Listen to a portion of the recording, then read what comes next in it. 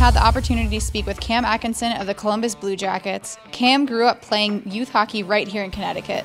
Let's hear about Cam's career. Can you tell me a little bit about how you got started playing hockey? I was 2 years old when I started skating, and my parents actually tell people that I started roller skating before I could walk, so that's a pretty good joke. But I started skating obviously at an early age. My dad was born and raised in Vancouver, so it was pretty inevitable that I would start playing at an early age. Where in Connecticut did you grow up playing hockey? A couple teams. I started with the Greenwich Skating Club for pretty much my youth until about squirts, and then I ended up playing for Fairfield until Bantams, and then obviously high school I went to Avon Farms. So a local boy. Obviously, if I can do it, anyone can. And, I didn't choose to go to the national program just because obviously education is definitely huge in my family.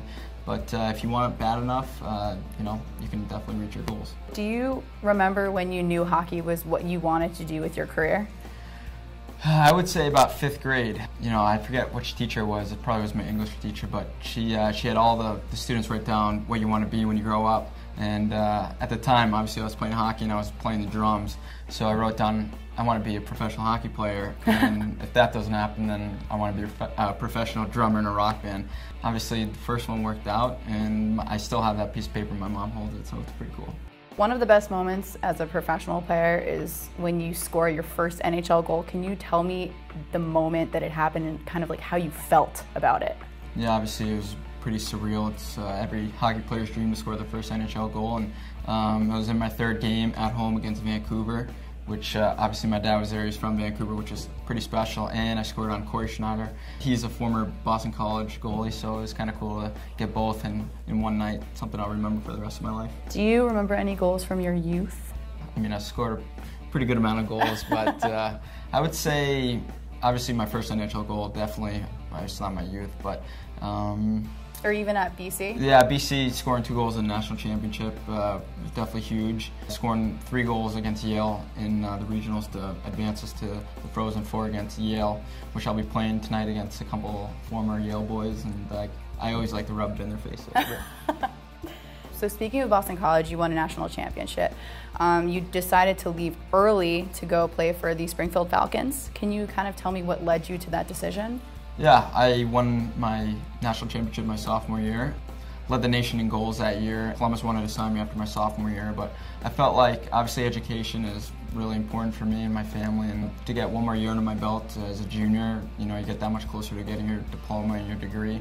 And obviously I wanted to come back and hopefully win another national championship, and to win the Hobey Baker award, which I came down to the final 3 hat trick for that, and I just felt like I achieved everything I wanted to in college, and it was time for me to move on and start my career as a professional, and go from there. How does it feel to be playing regularly on the Columbus Blue Jackets? It's exciting, especially last year. First year was obviously, you didn't know what to expect. I was kind of up and down for a little bit. Was fortunate enough to make the team right out of camp, but got sent down and got, I guess they call it seasoning down in the minors, and then got called up for the last 2 months to play. And this year, obviously with the lockout, I knew as soon as it ended I would be up.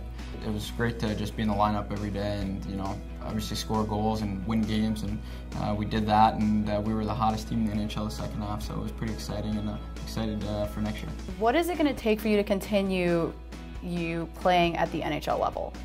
Just training hard. I'm training with a bunch of guys that are actually skating tonight at Ben Prentice at Body Tuning in Darien, and he seems to have the special formula for all the professional athletes. He's been training Marty St. Louis and Ryan Shannon for a really long time, and obviously Marty's one of the best players, if not the best player in the NHL. So he's doing something right, and just got to train hard. Diet's huge, nutrition, and taking care of your body. And then for the youth players that are watching our show, are there any words of advice that you want to give them as they kind of live out their dream to one day become someone like you? I think one of the most important things I did growing up was play as many sports as I could, and you kind of nail it down to which one you like the best. And I played every sport growing up: tennis, lacrosse, baseball, golf. Hockey just seemed to fit right into what I love to do, and obviously the passion for it is still there, and I train that much harder every summer, and try to lose some of the weight, and you know, get stronger and build more muscle. So I mean, it's exciting for me. Hopefully, it's exciting for, you know, all the other players. But just keep pushing yourself, and never be satisfied, and enjoy what you do.